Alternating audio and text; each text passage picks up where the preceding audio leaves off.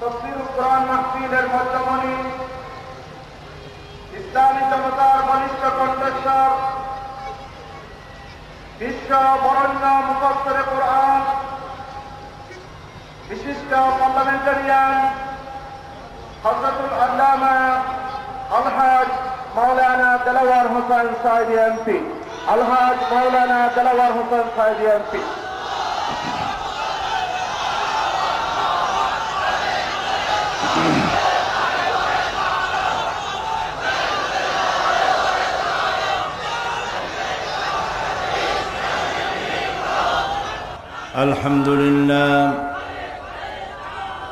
الحمد لله نحمده ونستعينه ونستغفره ونعوذ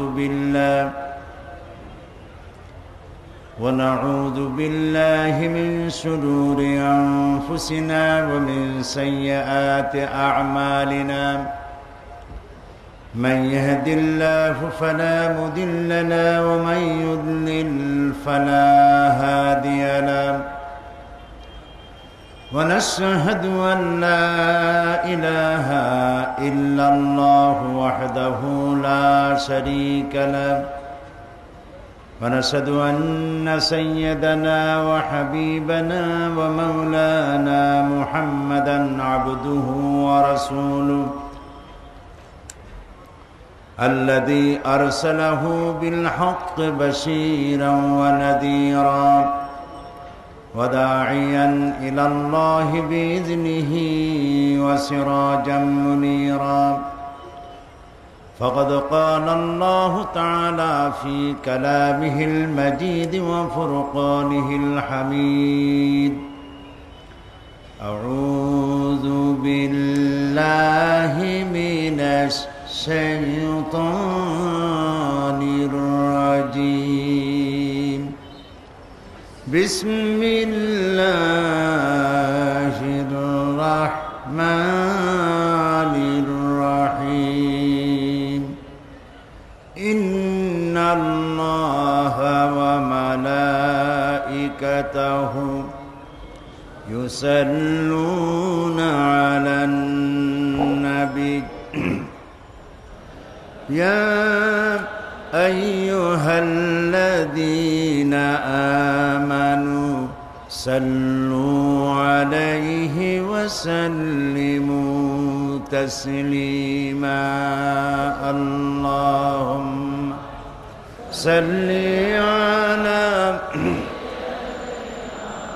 مولانا محمد وعلى آل سيدنا مولانا محمد প্রাণ খুলে মোহব্বতের সাথে সবাই পড়েন আল্লাহুম্মা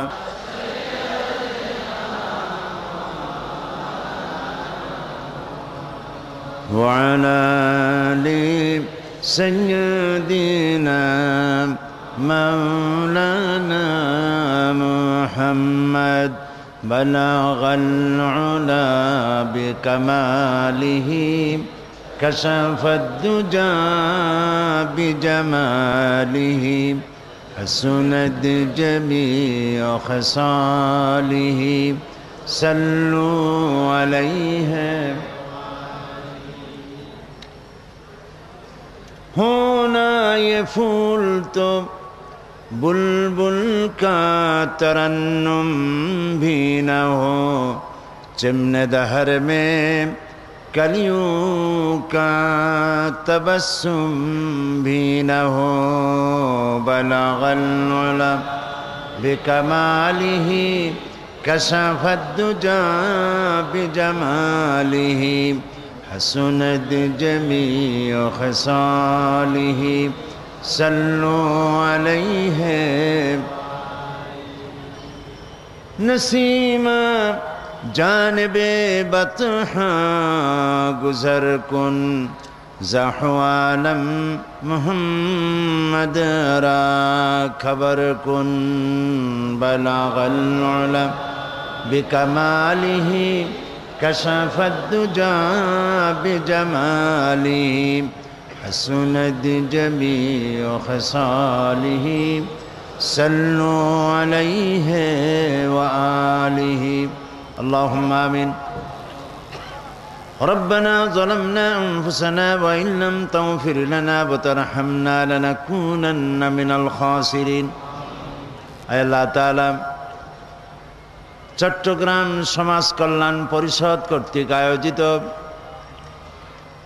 5 দিন ব্যাপী তাফসীরুল কোরআন মাহফিল আজ 25 বছর পূর্তি উপলক্ষে আয়োজিত এই পবিত্র মাহফিলে আমরা কয়েকবার দরুদ ও সালাম পড়ে তোমার দরবারে হাত তুলেছি। মেহেরবানি করে দরুদ ও সালাম টুকুন সোনার মদিনায় নবী পাকের রওজা মুবারকে পৌঁছে দাও। तमाम পৃথিবীর মাটির নিচে যত মুমিন মুমিনাত শুয়ে আছেন তাদের আরওয়ার পরে সওয়াব পৌঁছে দাও রব্বুল আলামিন।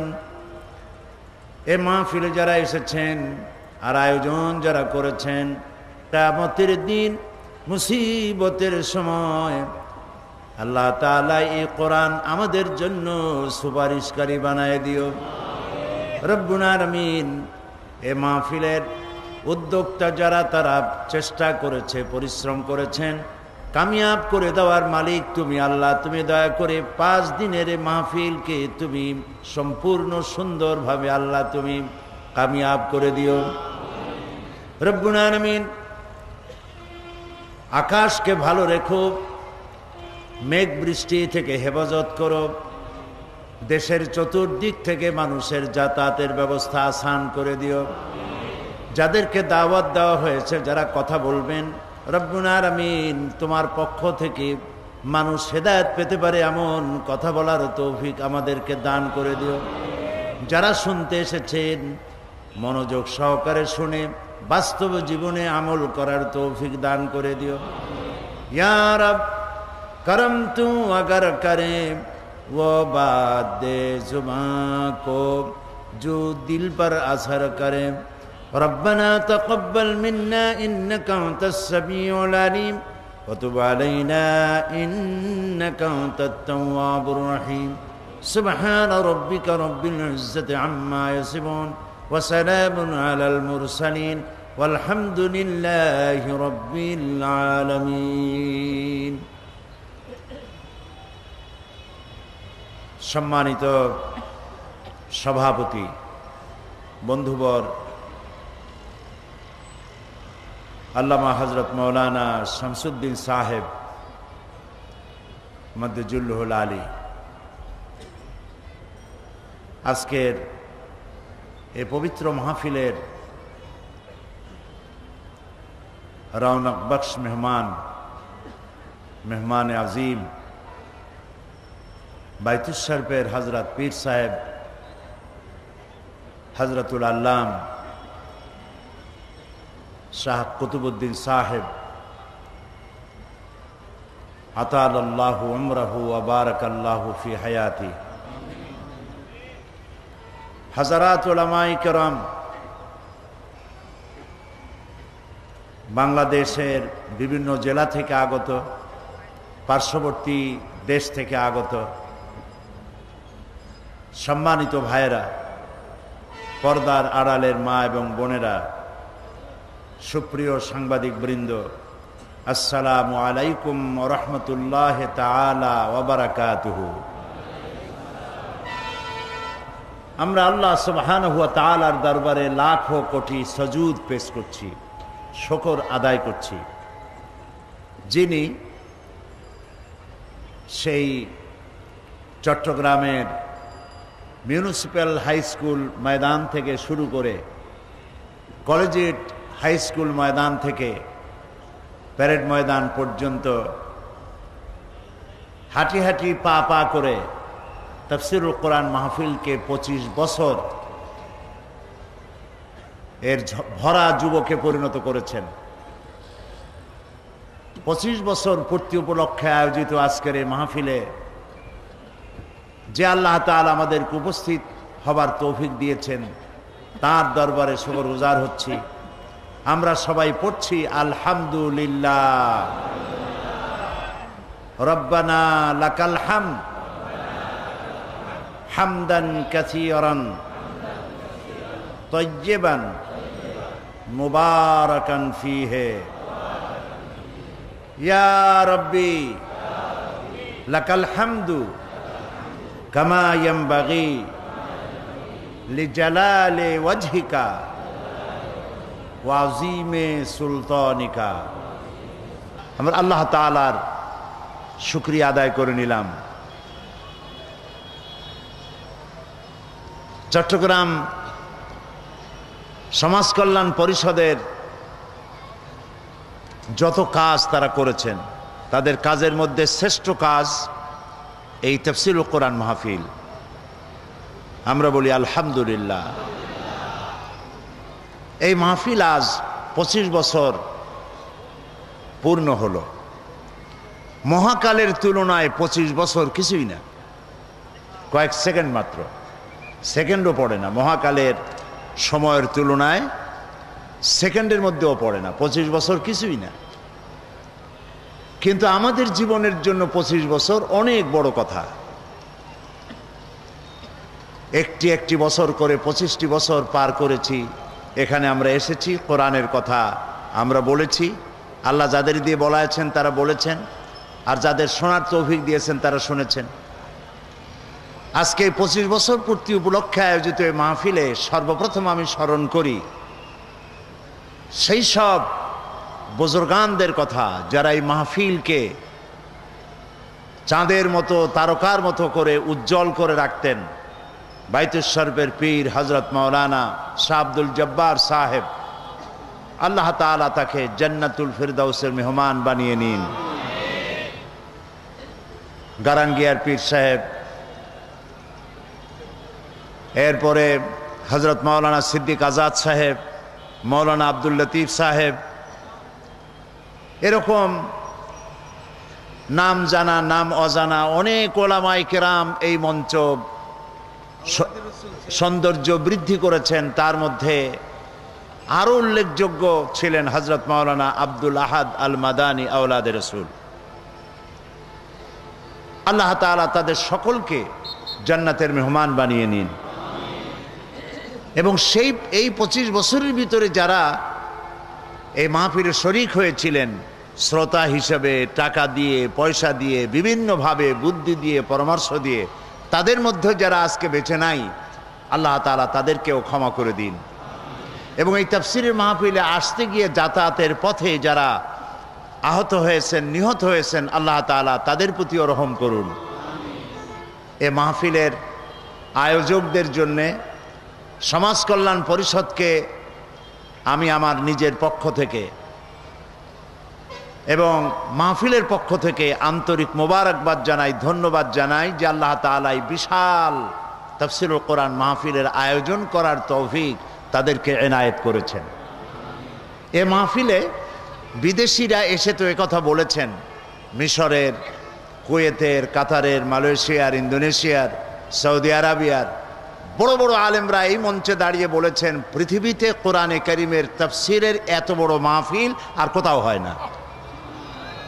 সুবহানাল্লাহ। আমরা আল্লাহর প্রশংসা করি, আমরা বলি সুবহানাল্লাহ, আমরা বলি আলহামদুলিল্লাহ, আমরা বলি আল্লাহু আকবার। সুতরাং এই আয়োজন যারা করেছেন তাদেরকে মোবারকবাদ জানাই। এরপরে আমি মোবারকবাদ জানাই চট্টগ্রামবাসীদের জন্য। এই চিরঙের যারা অধিবাসী, তাদের জন্য একদিকে ঈদের মতো আনন্দ, প্রত্যেকের ঘরে ঘরে মেহমান। তারা এই মেহমানদেরকে থাকার দিয়েছেন, খাওয়ার দিয়েছেন, মানুষের যাতায়াতের ব্যবস্থা করেছেন। 5টা দিন মানুষের রাস্তা বন্ধ করে দেওয়া, রাস্তাগুলি বন্ধ হয়ে যায়, মানুষের যাতায়াতে কষ্ট হয়, কেউ তাতে মন খারাপ করে না, গালাগালি দেয় না। চট্টগ্রামবাসী এক বছর করে করে 25 বছর পর্যন্ত এই মাহফিলের দরুন তাদের যে অসুবিধা ঘটেছে যাতায়াতে, সেজন্য যে ধৈর্য ধারণ করেছেন এবং আন্তরিকভাবে এতে শরীক হয়েছেন, সেজন্য চট্টগ্রামবাসীদেরকেও অন্তরের অন্তঃস্থল থেকে মোবারকবাদ জানাই। প্রিয় ভাই সব, কোরআনে কারীম আপনারা শোনার জন্য এসেছেন। আর এই কোরআন হচ্ছে পৃথিবীর মানুষের জন্য আল্লাহর পক্ষ থেকে সর্বশ্রেষ্ঠ হেদায়েতের গ্রন্থ।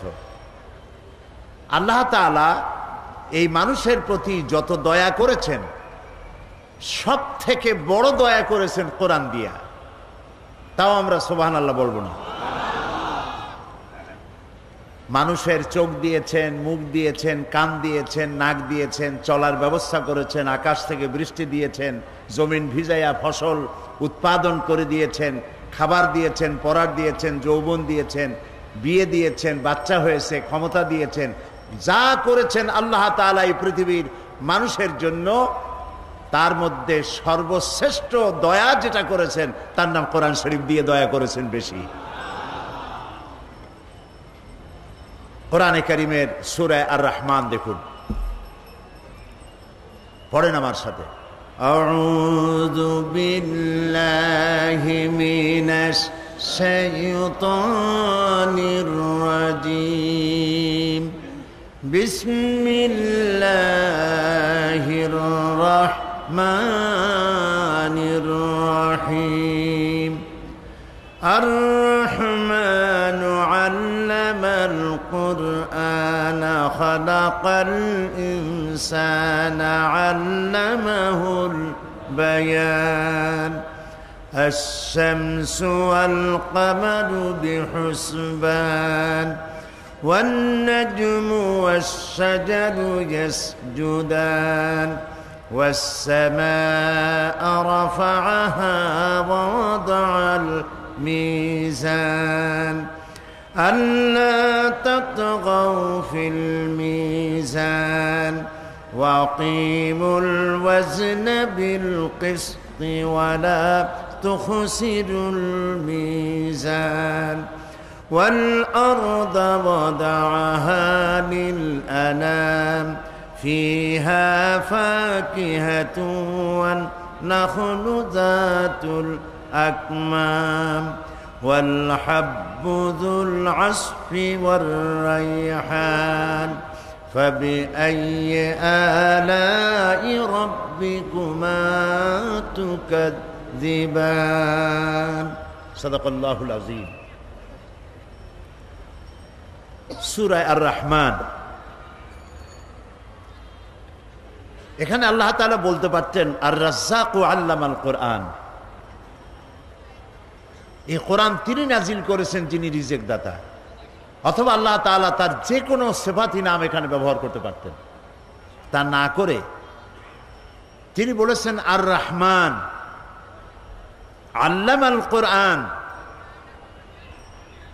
এই কোরআন শরীফ যিনি শিক্ষা দিয়েছেন তিনি হচ্ছেন রহমান, তিনি দাতা, তিনি দয়ালু। তার মতো দয়া আকাশেও কারো নাই, জমিনেও কারো নাই। ওয়া রাহমাতি ওয়াসআত কুল্লা শাই, আমার রহমত গোটা পৃথিবী পরিব্যাপ্ত করে রেখেছে। সুবহানাল্লাহি ওয়া বিহামদিহি। মায়ের বুকের মধ্যে দুধ সৃষ্টি হয়ে আল্লাহর রহমত, আল্লাহর দয়া মায়ের বুকের ভিতরে দুধের আকার ধারণ করে বাচ্চার জীবন রক্ষার ব্যবস্থা হয়েছে। আল্লাহর রহমত পাথরের বুক চিরে ঝর্ণা ধারা হয়ে মানুষের পিপাসা নিবৃত করেছেন। আল্লাহর রহমত মরুভূমির ভেতরে পান্থবাদক গাছ তৈরি হয়ে মানুষের পিপাসা নিবৃত্ত করেছে। আল্লাহ তাআলার রহমত গোটা বিশ্বের সর্বত্র এই রহমত ছেয়ে আছে। তার রহমতের কোনো শেষ নাই, কোনো কুল নাই, কোনো কেনারা নাই। এই রহমত তো আল্লাহ তাআলা মানুষকে পানি দিবেন, সে পানির মধ্যে কুয়া হইলে সার্থ, সে পানির জন্য পুকুর হইলে সার্থ। কিন্তু আল্লাহ পুকুর কুয়া শুধু বানান নাই, পানির জন্য বিশাল জলাধার সমুদ্র তৈরি করেছেন, এবং সেই সমুদ্র তৈরি করে শেষ করেন নাই, নদী বানাইছেন। নদীর থেকে খাল বানাইয়া মানুষের দরজা পর্যন্ত পানি পৌঁছায় দিয়েছেন। মাটির তলের মধ্যে মাটির পরতে পরতে পানি রেখেছেন। পানি এক জায়গায় জমা করা দয়ার প্রমাণ নয়, দয়ার প্রমাণ হলো পানিটা প্রাণী জগতের ঘরে ঘরে পৌঁছে যাওয়া, তাতেও পাচ্ছে কিনা। সেজন্য আল্লাহ রব্বুল আলামিন তার এত বিশাল দয়া যে সেই দয়া বৃষ্টির ফোঁটা ফোঁটা বিন্দু হয়ে আকাশ থেকে নাজিল হয়ে ঊর্ধ্ব দেশ থেকে সেই বৃষ্টির কণা কণা বৃষ্টির ফোঁটা ফোঁটা নাজিল হয়ে পৃথিবীর কোথায় কোন শুকনো বালুকণা আছে সেগুলিকে দেখে দেখে সিক্ত করে দিয়ে ভিজায় দিয়ে গোটা পৃথিবীকে ফসল ধারণের উপযোগী আল্লাহ তাআলা করে দেন, তিনি সেই রহমান।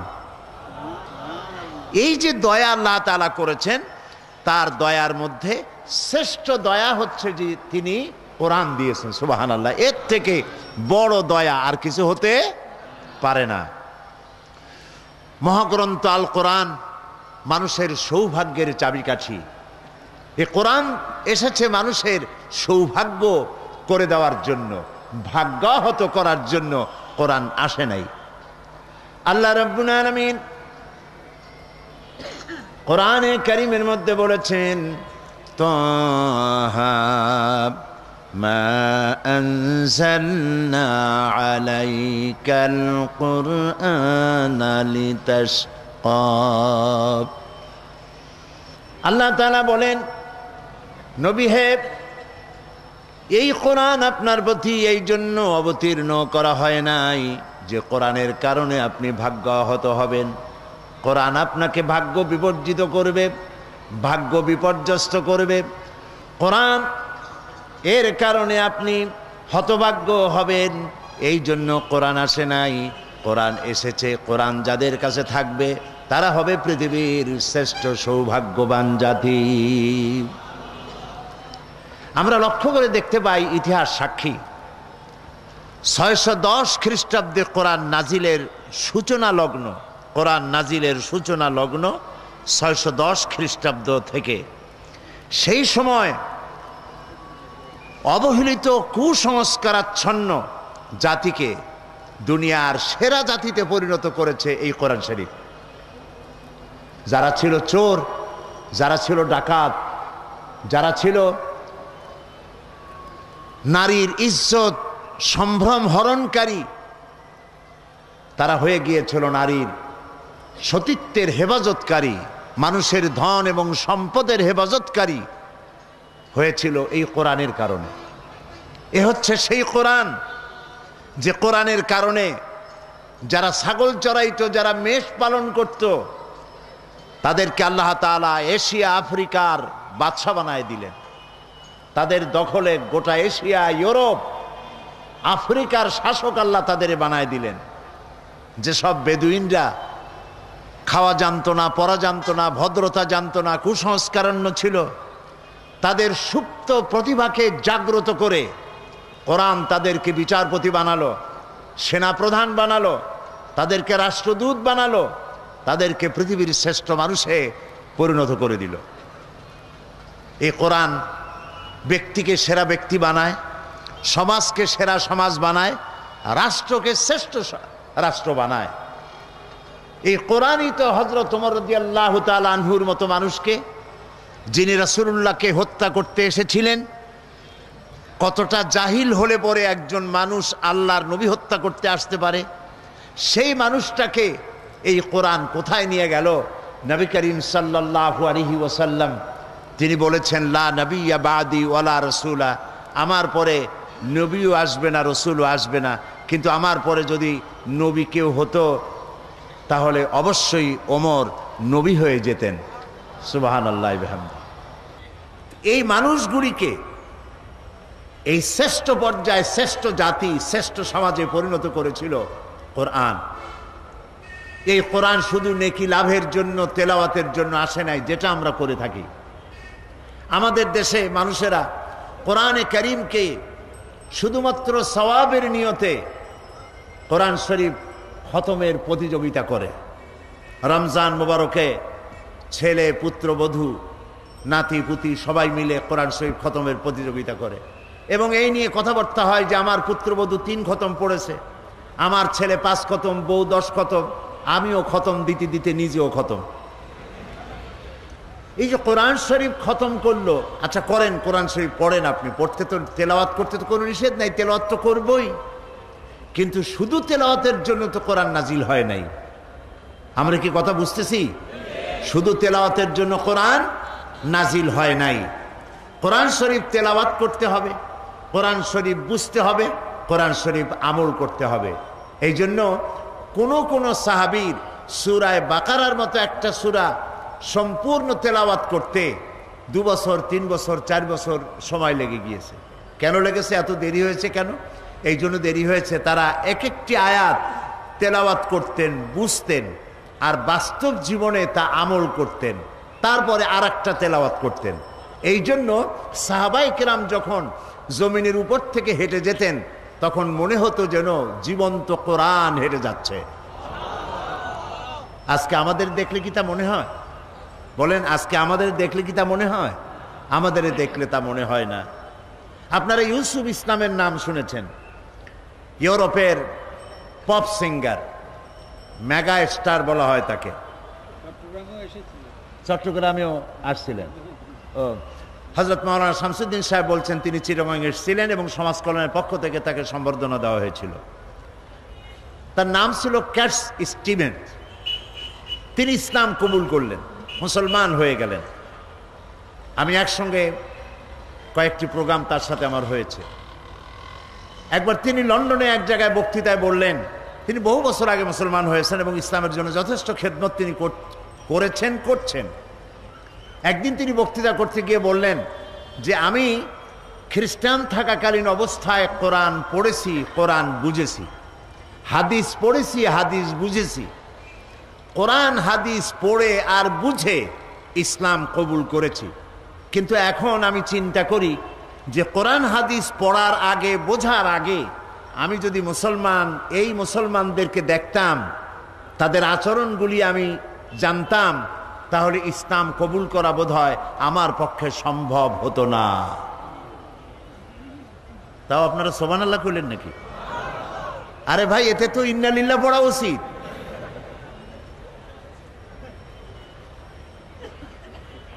কথাটার অর্থ হলো, এই কোরআনে যে ইসলামের কথা বলা আছে, এই কোরআনে যে মুসলমানের কথা বলা আছে, নবী করিম সাল্লাল্লাহু আলাইহি ওয়াসাল্লামের হাদিসে যে ইসলাম আর মুসলমানদের কথা আছে, আমাদের পা থেকে মাথা পর্যন্ত সেই ইসলাম কোথায়?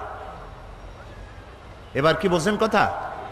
বলছেন বলেই এবার আর সুবহানাল্লাহ কইতে পারেন না।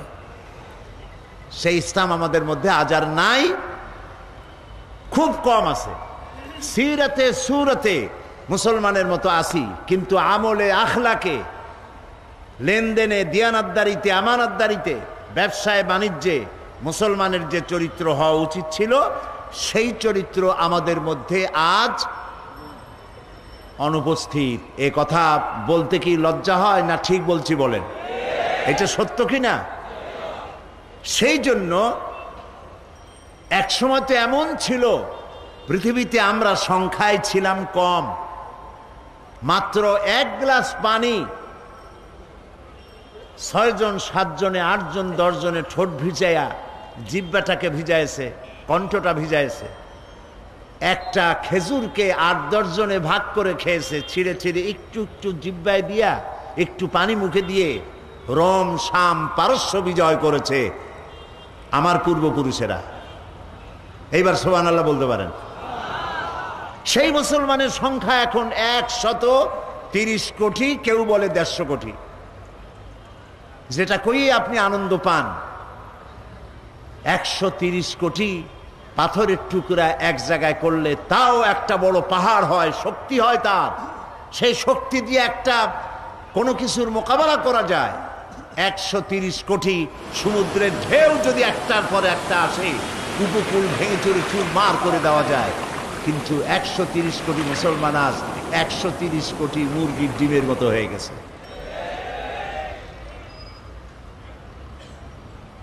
বলতে আজ খুব দুঃখ হয়। এই অবস্থার জন্য আমরা দায়ী। এই অবস্থার জন্য কারা দায়ী বলেন? আমরা নিজেরাই দায়ী। বিগত 25টি বছর, 25 বলবো না, এই মঞ্চে বিগত 24 বছর, 2টা যুগ এই কথাগুলি আমরা বলেছি।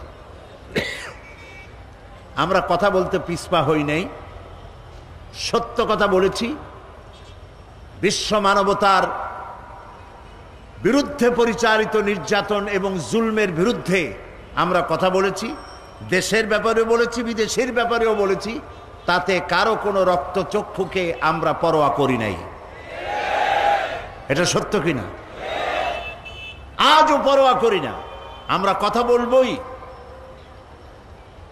আমাদেরকে কথা বলতে হবে। কি কথা বলতে চাই সেটা শেষের দিকে আনবো, এখন না। আজকেই সেই কথাগুলি বলবো, তাতে অতীতে যেমন রক্তচক্ষু পরোয়া করি নাই, আজও করব না ইনশাআল্লাহ। প্রিয় ভাই সব, কোরআন বুঝতে হবে, বোঝার জন্যই কোরআন এসেছে। আমরা বুঝি নাই, না বুঝলে আমরা তো আমল করতে পারবো না, কথা ঠিক কিনা? কোরআন শুধু শোনার জন্য শুনেছি, তেলাওয়াতের জন্য শুনেছি, পড়েছি, কিন্তু এটাকে আমল করার জন্য চেষ্টা করি নাই। আল্লাহ এটাকে কেন নাজিল করেছিলেন? আল্লাহ রাব্বুল আলামিন কোরআনে কারীমের মধ্যে বলেছেন, ওয়াহাদা কিতাবুন আনজালনাহু মুবারাকুন ফাত্তাবিউহু ওয়াত্তাকু লাআল্লাকুম তুরহামুন। এটি হচ্ছে এক মহা পবিত্র কিতাব, বিশ্ববাসীর জন্য আশীর্বাদ স্বরূপ। সুবহানাল্লাহ বলেন। বিশ্ববাসীর জন্য কি? আশীর্বাদ স্বরূপ। ফাত্তাবিউহু ওয়াত্তাকু, এই কোরআনকে অনুসরণ করো এবং এর নির্দেশকে অমান্য করার শাস্তি থেকে সতর্ক হয়ে যাও। এতে যে নির্দেশগুলি আছে, সেই নির্দেশগুলি যদি অমান্য করো, তাহলে অমান্যকারীকে প্রচন্ড রকম শাস্তি দেওয়ার ক্ষমতা তার আছে, যিনি কোরআন অবতীর্ণ করেছেন। সুবহানাল্লাহ। তাহলে কোরআন আসছে কি জন্য বলেন? অনুসরণ করার জন্য, বোঝার জন্য আর অনুসরণ করার জন্য। কোরআন না বুঝলে থাকবেন অন্ধকারে, আর যদি বুঝতে পারেন, আমল করতে পারেন, তাহলে আসবেন কিসের মধ্যে? আলোর মধ্যে। দেখুন আল্লাহ কি বলছে। আল্লাহ রাব্বুল আলামিন সূরা ইব্রাহিমের মধ্যে বলছেন, কিতাবুন আনজালনাহু ইলাইকা লিতুখরিজান নাসা মিনাজ যুলুমাতি ইলান নূর। কিতাবুন আনজালনাহু ইলাইকা, এটি একটি কিতাব যা আমি আপনার উপর অবতীর্ণ করেছি এই জন্য, যাতে করে আপনি মানব গোষ্ঠীকে অন্ধকারের ভেতর থেকে আলোর দিকে নিয়ে আসতে পারেন, এই জন্য। তাহলে বোঝা গেল, কোরআন যদি বুঝি আর আমল করি তাহলে আসবো আলোর দিকে, আর যদি না বুঝি আমল না করি থাকবো কিসের মধ্যে? অন্ধকারের মধ্যে।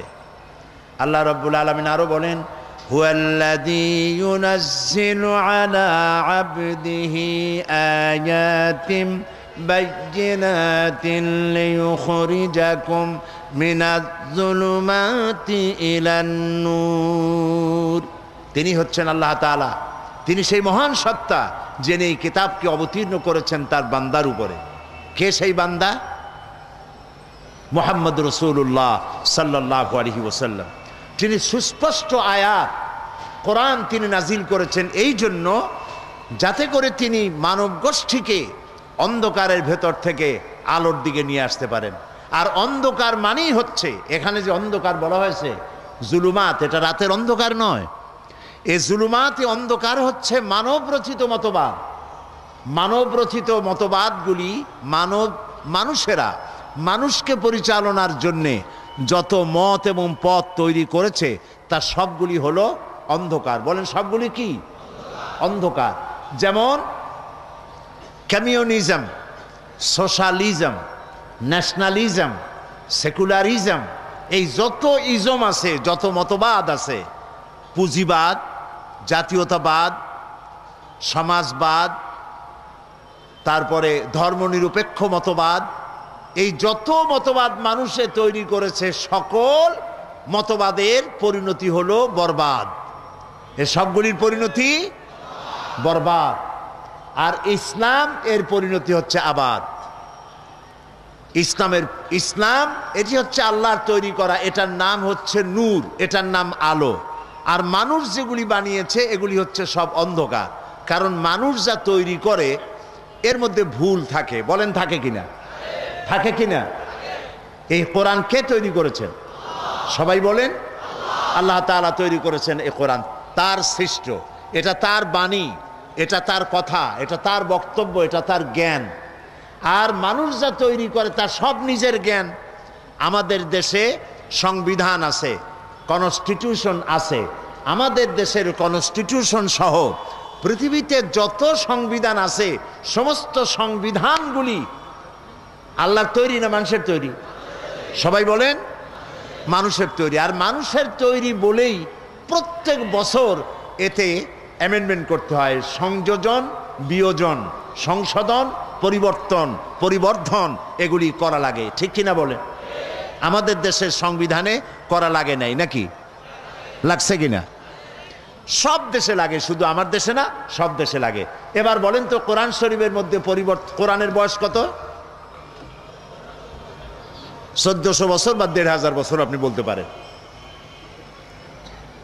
প্রায় 1500 বছর এই কোরআনে কারিমের বয়স। আল্লাহ রাব্বুল আলামিন একে নাজিল করেছেন 1500 বছরের ভিতরে। মানব গোষ্ঠীর মধ্যে এমন একজন মানুষ দেখা যায় না, এমন একজন মানুষের কথা শোনা যায় নাই যিনি বলতে পেরেছেন যে কোরআনের এই আইন বর্তমান যুগে অচল। পারছে কেউ বলতে? কোরআনের ভিতর কোনো পরিবর্তন আসে নাই, ভবিষ্যতে আসতে পারে না, কি বলেন? ভবিষ্যতে আসতে পারে না, কারণ এটি হচ্ছে আল্লাহ তাআলার বক্তব্য, আল্লাহ তাআলার কোরআন। এই জন্য মানুষ যেন কোরআন নিয়ে চিন্তা করে, কোরআন নিয়ে ভাবনা করে, এজন্য কোরআনের মধ্যে আল্লাহ পাক বারবার বলেছেন।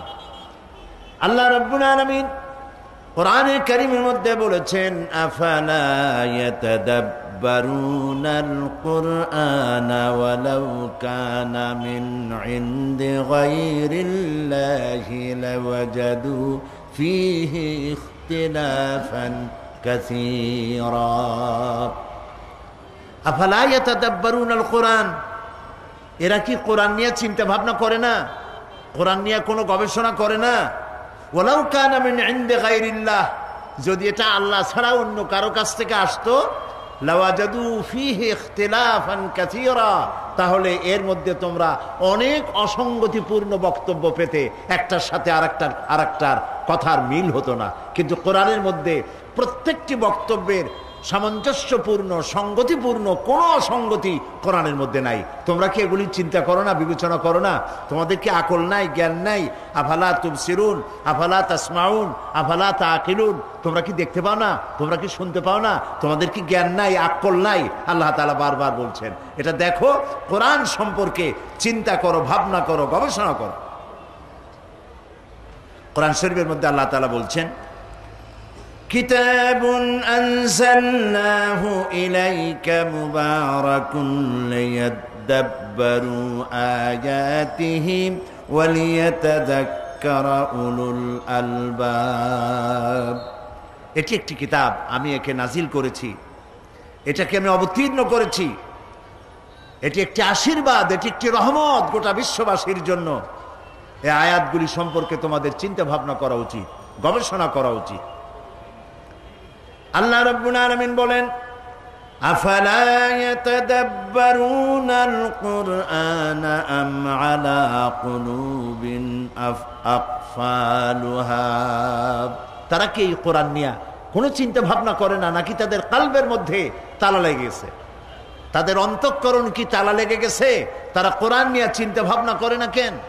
আল্লাহ তাআলা কোরআন নিয়ে গবেষণা করার জন্য বলেছেন, চিন্তা ভাবনা করো, গবেষণা করো, কি নিয়ামত আল্লাহ তাআলা তোমাদেরকে দান করেছেন। আমি শুরুতেই বলেছি, এ কোরআন নাজিল করেছেন যিনি, তিনি হচ্ছেন রহমান। নিজের এই নামটি তিনি ব্যবহার করেছেন, এই কারণে বিশ্ববাসীর জন্য, মানব গোষ্ঠীর জন্য আল্লাহ যত দয়া করেছেন, কোরআন নাজিল করে সর্বশ্রেষ্ঠ দয়ার প্রমাণ দিয়েছেন তিনি, সুবহানাল্লাহ। এই জন্য মন মস্তিষ্ক, যারা মন মস্তিষ্ক কাজে লাগায় না, তারা বুঝবে কি করে? তারা কি আমি কি দেখি সেটা তো আমার মস্তিষ্ক দিয়ে চিন্তা করা উচিত, ঠিক কিনা বলে? এরপরে কান কি শুনলো সে সম্পর্কে এরা খবর রাখে না, কি দেখলো তা চিন্তা করে না, কি শুনলো তা চিন্তা করে না। তার শরীরে কিসের স্পর্শ করলো তাও সে বুঝতে পারলো না, তার মানে হলো তার মগজকে সে কাজে লাগাচ্ছে না। এই জন্য তার ব্রেনকে, তার মগজকে, তার চোখকে কাজে লাগানো দরকার। আল্লাহ তাআলা আমাদেরকে যে সমস্ত নিয়ামত দান করেছেন, হস্তপদাতি, চক্ষু, কর্ণ, নাসিকা, এগুলি সব কাজে লাগাতে হবে কোরআন শরীফ বোঝার জন্য। আল্লাহ তাআলা চোখ দিয়েছেন, এই চোখকে আমরা কাজে লাগাইনি। আল্লাহ তাআলা বলেন فإنها لا تعمى الأبصار ولكن تعمى القلوب التي في الصدور। আল্লাহ তাআলা বলছেন এদের যে বাহ্য দৃষ্টি আছে এই চোখ তাদের নষ্ট হয় নাই, কিন্তু ভেতরের চোখ, অন্তঃকরণের চোখের উপরে পর্দা পড়ে গেছে, তালা লেগে গেছে। সেই জন্য কোরআন সম্পর্কে চিন্তা ভাবনা করে না, কোরআন সম্পর্কে ধারণা তাদের নাই।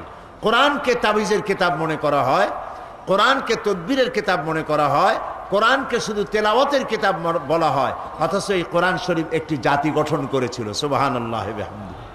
আপনারা নিশ্চয়ই জানেন, আমি কথা অনেকবার বলেছি, আমাদের দেশের কলেজ আছে, বিশ্ববিদ্যালয় আছে, মাদ্রাসা আছে, এর অনেকগুলি সিলেবাস আছে, সিলেবাসে অনেক বই আছে।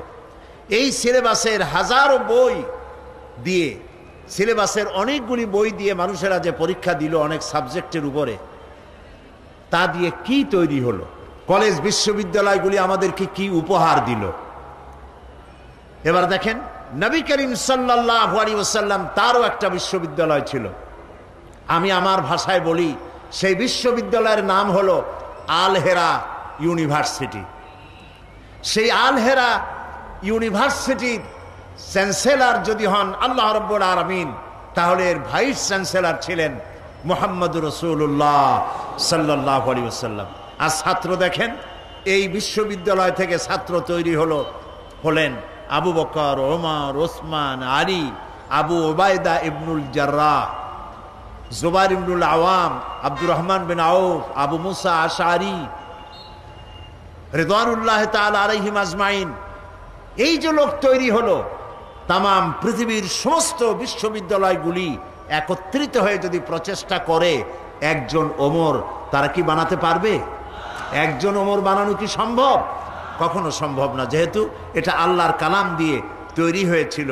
আর এখন সেই আল্লাহর কালাম থেকে আমরা মানুষকে না নিজেরা বুঝতেছি, না নিজেরা এটাকে আমল করতেছি। এই জন্য অর্থ না বুঝে কোরআন পড়ার সওয়াব হতে পারে, কিন্তু যেই জন্য নাজিল হয়েছে সেই পারপাস সার্ভ হবে না। এটা আপনাদের বুঝে আসতেছে কিনা? বুঝতে পারতেছেন আপনারা? যেমন ডাক্তার কোনো প্রেসক্রিপশন যদি দেয়, আর প্রেসক্রিপশন যদি মানুষে তেলাওয়াত করে, সকাল বিকাল পড়ে, আর এই প্রেসক্রিপশন যদি পানিতে ভিজায় খায় অথবা তাবিজ বানায় গলায় লাগায়, তাহলে আপনারাই বলেন রোগীর রোগ কি ভালো হবে? বলেন সবাই, ভালো হবে? ভালো হবে না। আর যে এইটা করবে তাকে আমরা কি বলবো? পাগল বলবো। এই কোরআন শরীফ শুধু তেলাওয়াত করলে অক্ষরে অক্ষরে 10-10 করে নেকি রাখা হয়েছে কি জন্যে? যাতে করে আপনি এটাকে পড়েন এবং বুঝেন। প্রত্যেক অক্ষরে 10 করে নেকি, কোনো সন্দেহ নাই। এবং এ কথাও আমি বলতে চাই না যে আপনার সওয়াব হবে না, সওয়াব হবে, কিন্তু যে উদ্দেশ্যে নাজিল হয়েছে সেই উদ্দেশ্য সফল হবে না। কোরআন শরীফ নাজিল হয়েছিল সমাজ বিপ্লবের জন্য, সমাজের মধ্যে পরিবর্তন আনয়ন করার জন্য। এ কোরআনের মধ্যে আল্লাহ সব বলেছেন। আল্লাহ তাআলা বলছেন যে আর রহমান আল্লামাল কোরআন, তিনি দয়াবান, শিখালেন কোরআন, শিখালেন কহিতে মধুর জবান। এই যে আল্লাহ তাআলা দয়া করেছেন বান্দার প্রতি, মানব গোষ্ঠীর প্রতি, সর্বশ্রেষ্ঠ দয়া হলো যে তিনি কোরআন শিক্ষা দিয়েছেন মানুষকে। আর সেই কোরআন যদি আমি বুঝতে না পারলাম, আমল করতে না পারলাম, এইখানে 25 বছর কেন, যদি এখানে 100 বছরও তাফসীর করা হয়, আর যদি তা আমরা আমল না করি ব্যক্তিতে, পরিবারে, সমাজে, তাহলে এই কোরআন শোনায় তেমন কোনো ফায়দা হবে বলে মনে করার কোনো যুক্তিসঙ্গত কারণ নাই। কথা বুঝে আসছে? তাহলে কোরআন শরীফ তেলাওয়াত করব, বুঝবো। যদি না বুঝি তাহলে অবস্থাটা কি? আল্লাহ রাব্বুল আলামিন বলেন ومثل الذين كفروا كمثل الذي ينعق بما لا يسمع إلا دعاء ونداء سم بكم عمي فهم لا يعقلون যারা আল্লাহর কিতাব অনুযায়ী চলতে অস্বীকার করে তাদের অবস্থা হচ্ছে সেই সব রাখালের মতো যে পশুদেরকে রাখাল ডাকে আর পশুরা রাখালের আওয়াজ শোনে কিন্তু রাখাল কি বলে তা বোঝে না। এই যে পশুকে যা বলা হয় রাখালে তার মেষ, তার ছাগল, তার ভেড়া, তার মহিষ, তার গরু ডাক দেয়, তারপরে ডানে বাই ইত্যাদি যা কিছু বলে, গালাগালি করে ইত্যাদি যা বলে আর যা করে, পশুতে শুধু একটা শব্দ শোনে কিন্তু কি বলে তা বোঝে না। এই জন্য যারা কোরআনকে অস্বীকার করেছে, যারা আল্লাহ তাআলার বাণীকে অস্বীকার করেছে, কোরআনের আওয়াজ যখন তারা শোনে শুধু শব্দই শোনে কিন্তু এর আহ্বান তাদের অন্তঃকরণের মধ্যে প্রবেশ করে না। আল্লাহ তাআলা যেন আমাদের কলবের মধ্যে আল্লাহর এই কথাগুলি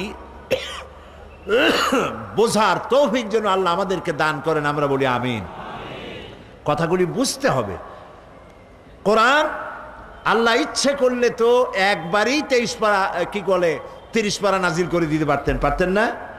এটা কি একবারে নাজিল হয়েছে? কত বছর লাগলো? 23 বছর সময় লাগছে। কেন লাগছে এটাও আমাদের চিন্তা করতে হবে। আসছে তো আল্লাহর কাছ থেকে, বাণীটা কার? আল্লাহর। তো তিনি একসাথে না দিয়া জিবরাইল আলাইহিস সালামকে এত বারবার পাঠাইলেন, 23 বছরে কত হাজার বার তাকে আসতে হয়েছে। এটা কি জন্য? কেন? কারণ হচ্ছে ইসলাম হলো একটি মোকাম্মাল নিজামে হায়াতের নাম। ইসলাম হচ্ছে একটি পূর্ণাঙ্গ জীবন বিধানের নাম। আর নবী করিম সাল্লাল্লাহু আলাইহি সাল্লাম হচ্ছেন এই আন্দোলনের দিশারি, এটার সর্বশ্রেষ্ঠ এবং সর্বশেষ নেতা। এখন এই ইসলামী আন্দোলনকে, এই জীবন ব্যবস্থাকে প্রতিষ্ঠিত করতে গিয়ে যত রকমের বাধা বিপত্তির মোকাবেলা তিনি করেছেন, ওই বাধা বিপত্তিকে উত্তরণের জন্য আল্লাহর পক্ষ থেকে যত বক্তব্য, বিবৃতি, আল্লাহর ভাষণ, আল্লাহর রায়, আল্লাহর কথা যা কিছু জিবরাইল এনেছেন নবী করিম সাল্লাল্লাহু আলাইহি সাল্লামের কাছে, সেগুলি যে কিতাবে লিপিবদ্ধ হয়েছে ওই কিতাবের নাম কোরআন শরীফ।